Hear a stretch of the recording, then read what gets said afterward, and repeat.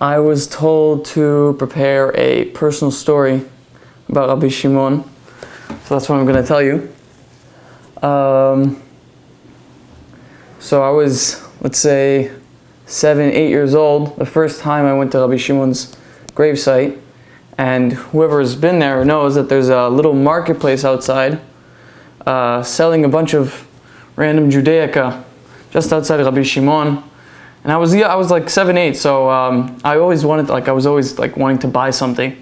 And there was this one bracelet that said Shema Yisrael on it, the verse, and I really wanted it, and I bought it. It was just the introduction to the actual story. And so we got it. I forced my mom to get it. And so after that, we went into the gravesite. So if you've never been there, it's very tight because there's a lot of people in there. And it's separated between men and women on different sides. When I went there, it was in the summer, so it's really hot. Everyone's sweating. I'm not going to say it stinked, but it was a very sweaty smell. And people were tight trying to get to the actual stone which is above the gravesite of Rabbi Shimon, and next to it is his son, Rabbi Elazar. And I'm walking in, I'm like tired from the heat, and it was like a really hot day. I'm going in, I'm getting to the gravesite, and I'm putting my right hand on Rabbi Shimon's grave. I had this connection, just like I closed my eyes and I could feel this calmness. Sort of like when you're at the beach and you just feel or hear the waves coming in, and you just calm down. And I walk out and I'm calm. I feel this serenity, and you feel relaxed and at peace. So that was the first time I went to Rabbi Shimon. That was the first time I woke up to the idea that Rabbi Shimon is there to help me. And so I started reading Zohar whenever I needed help with him. I was young, so it was tests or vocabulary quizzes, anything. I would just read Zohar just to make sure that I would be successful. So if you ever need anything, if you ever want to pray for anything and you need it today, today's the day that you pray for Rabbi Shimon to help you, and it will come. Okay, just read the Zohar. Okay, so I'm going to read from the prologue of the Zohar. So I'm going to read from verse 49, Pasuk Memtet. I'm not going to read in Hebrew because the Hebrew is very long. I'm going to paraphrase in English. Okay, so here we go. This story is about Rabbi Chia and how he awoke, or how he woke up to appreciate Rabbi Shimon Bar Yochai. Okay, so the story starts with Rabbi Chia, and he lies down on the earth and he kisses the ground, he kisses the dust, and he says, "Dust, dust, how are you so stubborn? You're so shameless that you swallow up everything beautiful in the end. Everything is consumed by you." And so he goes on to say that the holy luminary, which is Rabbi Shimon, that illuminated the world, is consumed by you. Then the Zohar says that Rabbi Chia stopped. He had a moment to reflect. And so I was confused by this, so I asked my father, I looked in the Sulam, and I found out that Rabbi Chia stopped because it's sort of an embarrassment to think, how can such a holy person on such a high level be consumed by the dust, the earth, which is the ground, which is representing the Tumah, the Klipot. So what did Rabbi Chia say after that revelation? He said, "Dust, dust, be not proud. Don't have such a big ego that you consumed the biggest, holiest person in the world, because the pillars of the world will not be delivered into your hands, and Rabbi Shimon shall not be consumed by you." So in the end, he realized that Rabbi Shimon was not really swallowed up by the earth, the dust. But still, Rabbi Chia had this embarrassment, this sort of sadness, that he would even think that Rabbi Shimon could be swallowed up by the earth.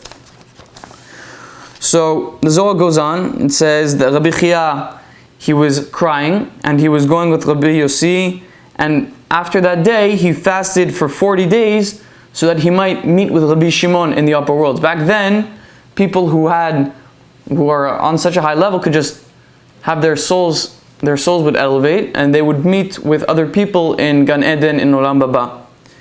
And so he fasted 40 days, and he still did not have the merit to meet Rabbi Shimon. So he fasted another 40 days. Can you imagine? Another 40 days. So 80 days total he fasted, and eventually in a dream they showed him Rabbi Shimon and Rabbi Elazar. So this is where the whole point of the story in this part starts. So Rabbi Shimon and Rabbi Elazar were discussing Torah, and there were thousands of different souls that were listening to Rabbi Shimon. And then Rabbi Chia saw great celestial wings, as it says, and Rabbi Shimon and Rabbi Elazar used the wings to go up to the heavenly yeshiva. So there's different, in Gan Eden, the Zohar says that there are different levels of mesiftas, yeshivas, academies that the tzaddikim would study in. Rabbi Shimon had his own academy, right? And the heavenly yeshiva, the heavenly academy, which is called Mesifta de Rekia, was owned by the king of angels, or the angel starts with M. I can't say the whole name because you're not allowed to, but Rabbi Shimon and Rabbi Elazar would go up with these wings, called Gatfin, these wings, and move throughout the levels of Gan Eden and go to different yeshivot. And so Rabbi Chia saw that Rabbi Shimon and Rabbi Elazar, their faces were shining, and they shone brighter than the sun. It's just crazy, intense power coming from these beings.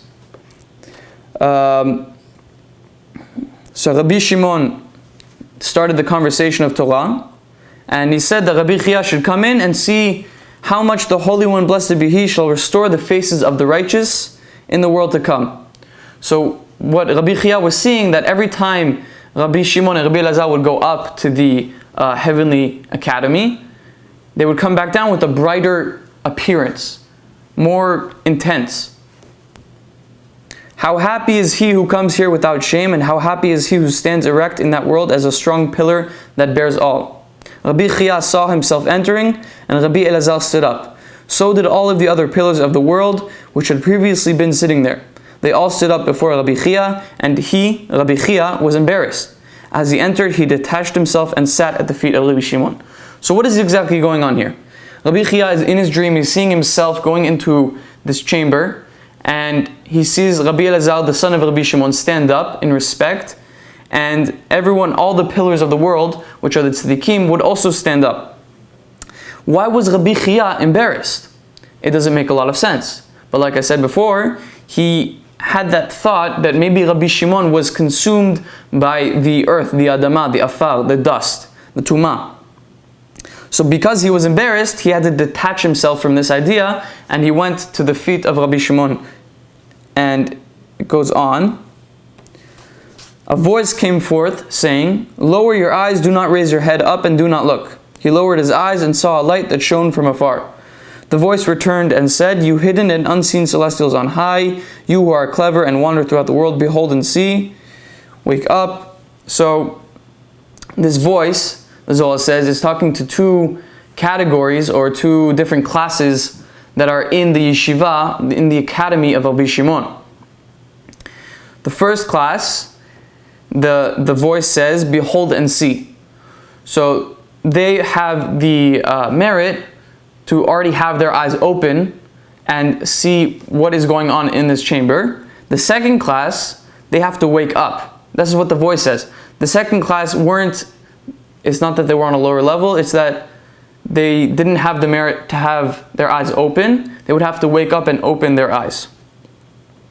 So the Zohar goes on, and this is where the lesson, or one of the lessons of the story comes, in verse 54. Who among you has during his lifetime in this world transformed darkness into light and the taste of bitter into sweet before he came here?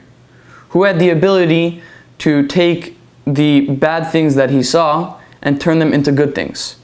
Who among you who has awaited eagerly every day the light that shines when the king calls upon the gazelle? The gazelle is referring to the Shekhinah. So what do we see? Darkness to light, bitter to sweet. What are we talking about? So the lesson that's learned here is that if you're not able to see the good within the bad, you can never really reach the highest level. You can never reach the academy of Rabbi Shimon. You can never really reach Gan Eden. So what is the Zohar teaching us? We have to see the good within the bad. Rabbi Chia, he thought that Rabbi Shimon was swallowed by the dust, was taken away by the earth, that he passed on. But as you're going to see, that wasn't exactly true. Rabbi Shimon was, let me find it, exact verse. Rabbi Shimon filled up the 10 levels of the rakia, of the firmament, the sky, the olam haba. So the story keeps going. Verse 55. Meanwhile, he saw many of his friends gathering around the standing pillars, and he saw how they elevated them to the heavenly yeshiva. Some were ascending while others were descending, and high above them all he saw the owner of the wing, who is the king of angels, approach. So that angel, keeps going, swears that he heard from behind the curtain how the king attends the gazelle every day and remembers how she lies in the dust. So this is a key point to where the king of the angels starts with mem or m. He swears that he heard that the king, HaKadosh Baruch Hu, the creator, attends the gazelle. The gazelle is the Shekhinah. So how there is a zivug every single day, and now the Shekhinah is in the dust. So this sort of refers to what Rabbi Chia was thinking before of how Rabbi Shimon was in the dust. So what's going on here? So if you keep reading, at that time he kicks 390 heavens, which all quake and tremble with fear because of him. So the angel M is promising to Rabbi Chia that there is a zivug between the king and the Shekhinah every single day. But then it says that he kicks 390 heavens, which is sort of complicated. If you understand the sfirot, we have many different sfirot, but the four that we're going to focus on is Chokhmah, Bina, Tiferet, and Malchut, which correspond to Yud, K, and Vav, K, the name of Hashem. So the last K, the last Hey, has a lack of 10. So the lack of Yud. And so because of this lack of 10, we get 100 times each letter of Yud Ke Vav Ke. We get 400. 1, 2, 3, 4 times 100 is 400 minus the 10 that was lacking from the Hey is 390. So this corresponds to the 390 heavens. It's all very complicated. I hope you're still awake and I hope you're still focused. But we're going to keep going. The king sheds tears because of this, that the Shekhinah lies in the dust. So the Zohar says that when the king, HaKadosh Baruch Hu, the creator, cries because of the Shekhinah being in the dust, these tears go into the, it says the giant sea, and the governor over the sea, the angel that controls the sea, is kept alive because of these tears. And eventually, it says at the end of days, Zman Mashiach, the governor of the sea will swallow up all the water of creation. So all of this is very metaphorical. Like, what is the Zohar talking about? So Rabbi Chia is dreaming all of this, and if you like to think about it, he's seeing what is actually going on in Gan Eden. And the angel M is explaining to Rabbi Chia that at the end of times there will be I have to find the words.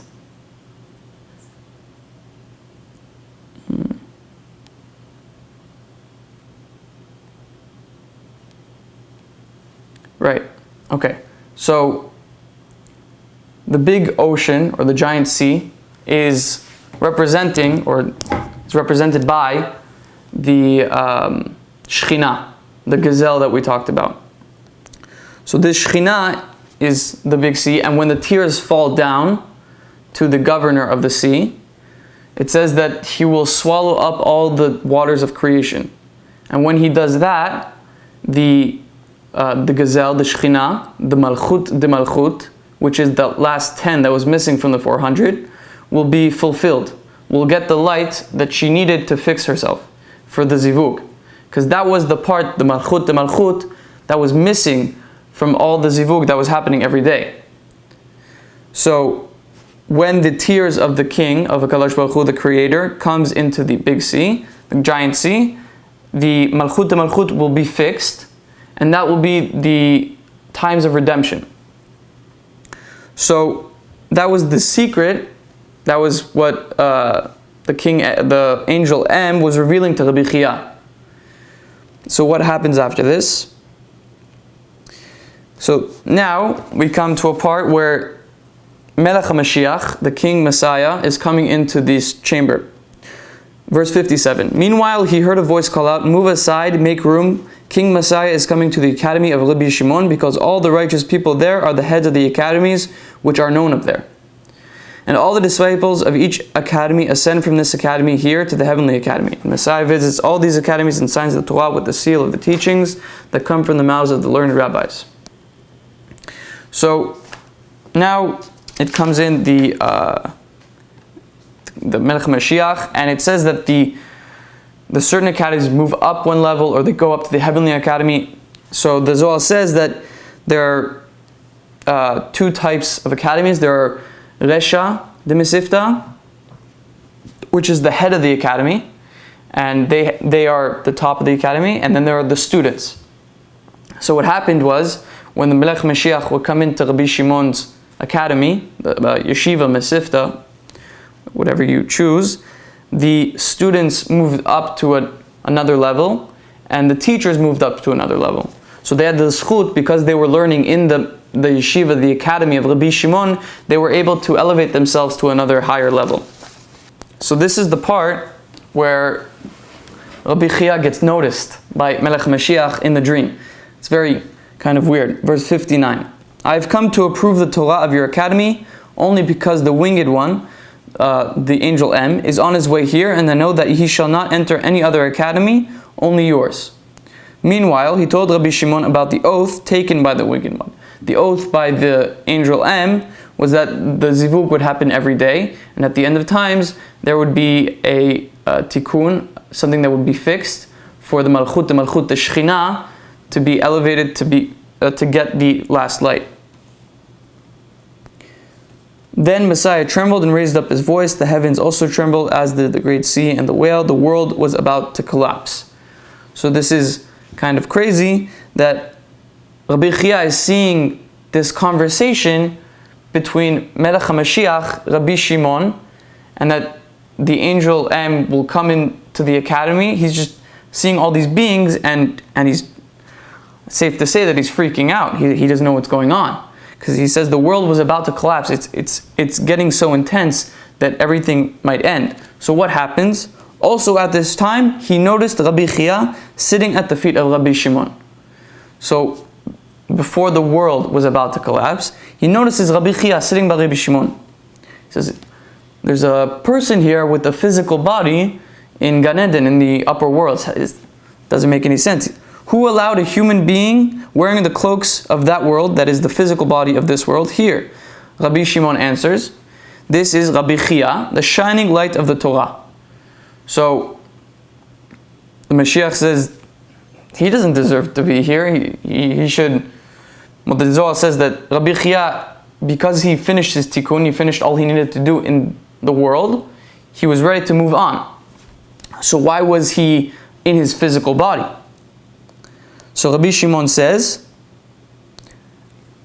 Melech Mashiach says, "Let he and his sons be gathered. Let them pass away from this world and join your academy." So he says they shouldn't be here with their physical bodies. They should come to the academy of Rabbi Shimon, and they should be in Olam Haba. But Rabbi Shimon said, "Let him be given time," and time was given to him. Rabbi Shimon had the power to change an idea of Melech Mashiach. It's sort of awe-inspiring, and if you want to meditate right now, anything you want to be changed in your life that you don't like that there's something going on, some struggle, some despair, something you want that needs to change, now is a good time to meditate and to focus. I need this, please help me, Rabbi Shimon, by the power of the Zohar, and everything that you can do, please help me to change. Okay?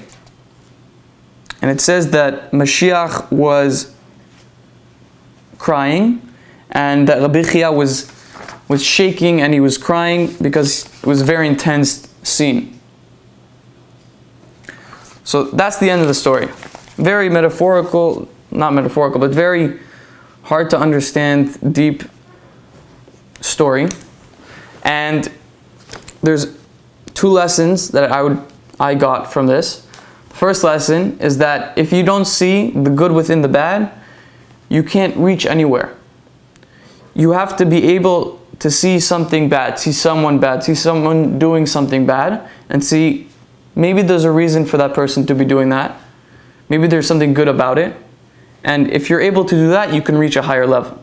Just like Rabbi Chia did after he understood that Rabbi Shimon wasn't really swallowed up by the dust, the klipot, the tumah, the negative side.